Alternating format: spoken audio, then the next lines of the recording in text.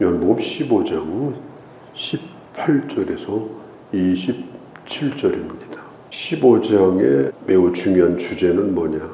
예수 믿는 그리스도인은 누구냐? 주님을 따라가는 제자는 누구냐 하는 것입니다. 주님은 참 포도나무고 우리는 포도나무에 붙어있는 자다. 주님을 떠나서는 우리가 아무것도 할 수가 없다. 주님의 이름으로 무엇이든지 구하면 주님이 응답해 주겠다. 또 친구가 되게 해주겠다. 뿐만 아니라 나와 함께 고난도 받아야 된다. 그리스도인은 누구냐? 그리스도와 함께 고난을 받는 자입니다. 세상은 예수님을 미워해서 십자가에 못 박아 죽였습니다. 이 세상은 사단이 자기 땅이라고 주장하는 세상입니다. 곳곳에 사탄의 영향이 미치지 않는 곳이 없어요. 제일 무서운 것은 사람 머릿속에 있는 사상입니다. 사상이 오염되었습니다. 사상이 사탄적입니다. 그런 세상 가운데 예수님이 오셨습니다. 요한복음 1장에 생명의 빛으로 오셨지만 세상은 그 빛을 싫어하여서 그 빛을 억지로 꺼버리려고 했습니다. 자기가 만든 세상에 자기 땅에 오셨고 자기 백성을 구원하려고 오셨지만 세상은 그걸 반대했어요. 1장에 보면 영접하지 않았다. 생명의 빛이 이 땅에 왔지만 영접하지 않았다. 왜냐하면 어둠 속에 계속 머물러 있기를 원했기 때문에 빛을 거부한 겁니다. 불을 꺼버리려고 했어요. 스위치를 내려버리려고 했어요. 그게 예수님을 죽인 일입니다. 그런데 요한복음 1장 12절에 예수님을 영접하는 자가 있었습니다. 그가 누구냐? 하나님의 부르심을 받은 하나님의 백성입니다. 영접하는 자에게 하나님의 자녀가 되는 권세를 주시는 은혜를 받았습니다. 예수님은 우리의 주인이십니다. 주인이 고난을 받았습니다. 주인이 이 세상으로부터 외면을 받고 핍박을 받았습니다. 그러면 그 주인을 섬기고 주인을 따라가는 종이 고난을 받는 것은 마땅한 일이다. 그것은 결코 이상한 일이 아니다. 예수 그리스도께서 이 땅에 오셨을 때 그 모든 것을 다 감당하신 것처럼 우리도 21절에 있는 것처럼 그 모든 것을 감당해야만 된다. 왜냐? 너희는 내게 붙어있는 가지고 나와 이제 공동 운명체이기 때문에 하나님의 복을 누릴 때만 할렐루야고 아니면 그냥 어떻게 하든지 이제 가지에 안 붙어 있고 도망갈랍니다. 그리고 포도나무를 떠나려고 그렇게 하면 안 된다는 겁니다. 하나님의 사람이 이 세상에서 고난을 받는 것은 결코 이상한 일이 아니고 하나님의 말씀이 응하게 하려 합니다. 25절에 어떤 말씀이냐? 예수님이 인용했던 말씀은 시편 35편 19절입니다. 다윗은 하나님의 사람이었습니다. 아무런 죄가 없었습니다. 그런데도 그는 자기 가족들에게도 버림을 받았고 결국에는 자기 장인인 사울에게도 버림을 받고 쫓겨났습니다. 다윗의 후손인 예수 그리스도도 이 땅에 오셔서 그런 고난을 받았습니다. 그리고 다윗의 후손을 따라가는 예수 믿는 우리도 그 고난을 받는 것은 바로 하나님의 말씀이 응하는 것이다. 고난을 피해서 도망가는 것은 말씀을 버리는 것이다. 주님을 등지는 것이다. 그런 얘기입니다. 마태복음 5장에 보면 1절에서 11절까지 8가지 복을 얘기하셔요. 8복. 그 복 가운데 마지막 8단계, 가장 천국에 가까운 복. 그 복이 뭐냐? 의를 위하여 핍박을 받는 겁니다. 핍박을 받으면 12절에 네가 크게 기뻐해야 된다. 왜냐하면 천국에서 너의 상이 크기 때문이다. 예수 믿는 사람이 받는 복 가운데 최고의 복이 뭐냐? 복음을 위해서 고난받는 거예요. 왜 복이냐? 천국에서 상급이 제일 크기 때문입니다. 그래서 기뻐해야 됩니다. 예수님이 가신 길이기 때문에 기뻐해야 되고 위대한 하나님의 종들이 간 그 길을 우리도 감히 걸어갈 수 있도록 고난이 왔기 때문에 기뻐해야 된다. 그 고난의 의미를 충분히 알고 있어야 돼요. 성경 베드로전서 2장에 보면 고난받는 흩어진 그리스도인들에게 편지를 하는데 너희는 예수를 보지 못하고도 믿었고 그 믿음으로 너희가 구원을 받았고 구원받은 정도가 아니라 오늘 너희가 고난을 받고 있다. 그것은 참으로 복된 일이다. 이렇게 말합니다. 2장으로 넘어가면 2장 9절에 부당하게 고난을 받아도 잘 참으면 그것은 참 아름다운 일이다. 고난을 받을 때 슬픕니다. 그런데 슬픔을 참습니다. 그 모습이 비참한 게 아니라는 거예요. 그 모습이 아름답다는 거예요. 세상 사람들이 뭐라고 하든지 간에 복음을 위해서 고난을 받으면 그게 가장 아름다운 모습이다. 도망치고 타협하고 분명히 주님의 가지인데도 가지가 아닌 것처럼 어디 가서 숨고 심지어 내가 주님을 떠나면 어떨까 싶어서 그 참포도나무를 떠나려고 하고 그게 볼성스러운 거고 그게 부끄러운 일이지. 고난받을 때 그 슬픔을 참으면서 고난을 견디는 사람은 그 모습이 하나님 보시기에는 가장 아름다운 모습이다.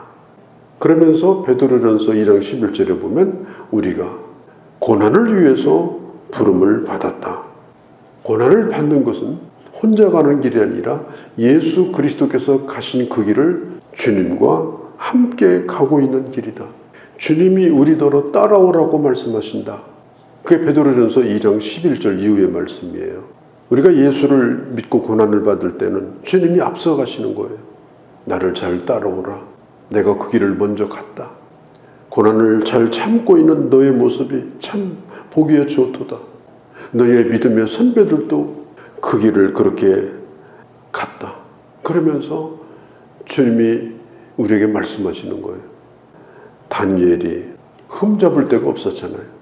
흠을 잡으려고 탈탈 털었는데도 먼지도 안 나왔어요. 요즘으로 말하면 뭐 청문회 무슨 뭐 검증한다 온갖 것을 다 했을 거예요. 그런데 다니엘은 먼지도 안 나왔어요. 결국은 종교적인 문제로 걸고 넘어갔어요.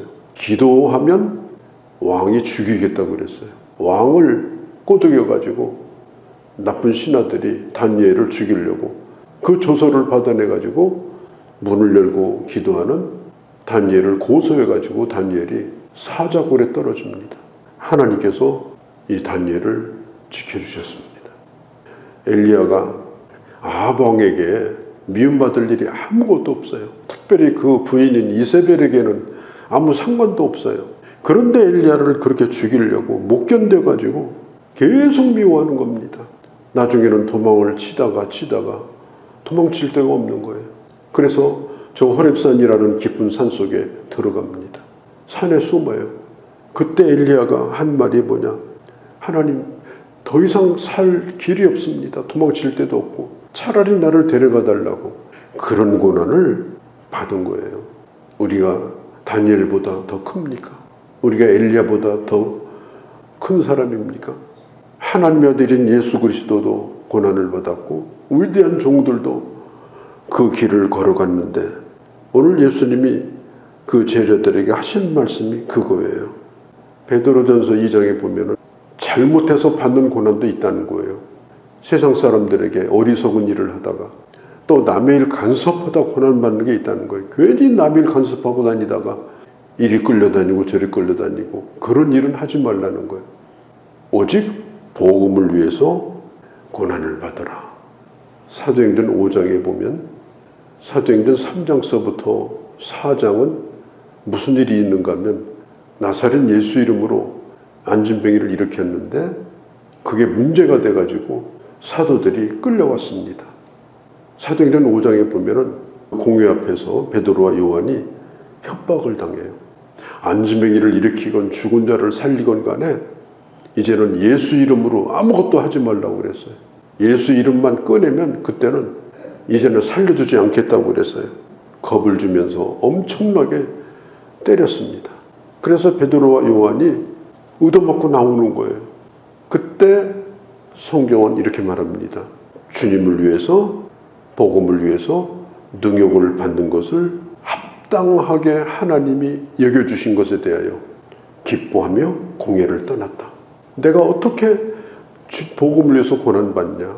복음이 얼마나 귀한 건데 너무 이것은 감사한 거다.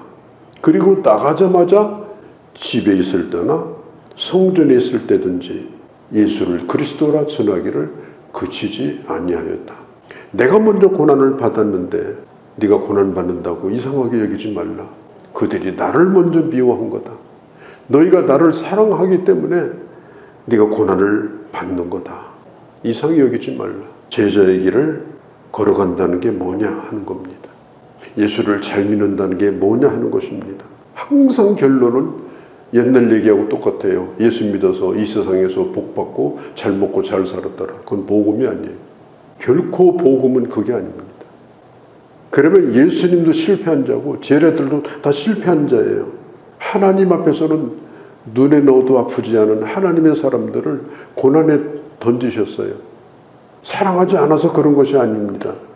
그렇게 사는 것이 부끄러운 일이 결코 아니고 그렇게 해야 복음이 증거되기 때문입니다. 오늘 본문 뒤에 보면 제자들을 핍박하는 사람들이 변명하지 못할 게 있다는 겁니다. 예수님이 이미 기적을 행했기 때문에 보고도 믿지 않았다는 거예요.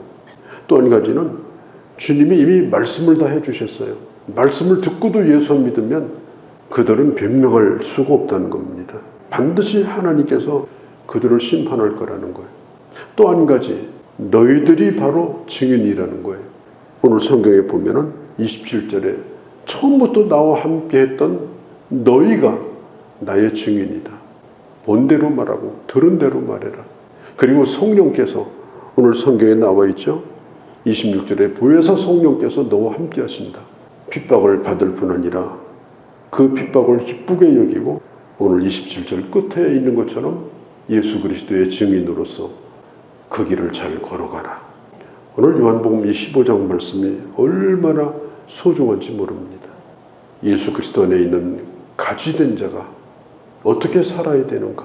예수 그리스도의 증인으로 살라.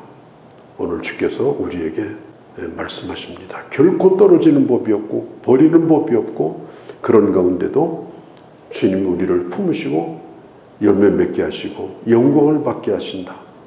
이 놀라운 약속과 기대를 가지고 오직 복음을 위해서 예수 그리스도의 증인으로 그리스도의 제자로 살아가는 귀한 주의 자녀들이 되어주시기를 바랍니다. 거룩하신 우리 아버지, 오늘도 저희들 요한복음 15장의 마지막 말씀을 저희가 들었습니다. 하나님, 세상이 너희를 미워하면 나를 먼저 미워한 줄 알라. 너희가 세상에 속하지 않았기 때문에 너희가 핍박을 받는 것으로 여기라. 그리고 하늘에서 큰 상을 받을 것이다. 아버지 하나님, 주님은 나를 따라오라고 말씀하시며 그 십자가를 지고 함께 가기를 원하시는 그 주님의 음성을 오늘도 듣게 하시고 하나님의 나라의 끝까지 가는 여정인 것을 알고 이 믿음의 길을 잘 걸어가고 그리고 정말 하나님이 기뻐하시고 인정하시고 하나님께 영광이 되어지는 참된 예수 그리스도의 종이요 제자로 살아가는 저희가 되게 하여 주시옵소서. 우리 주 예수님의 이름으로 기도하옵나이다. 아멘.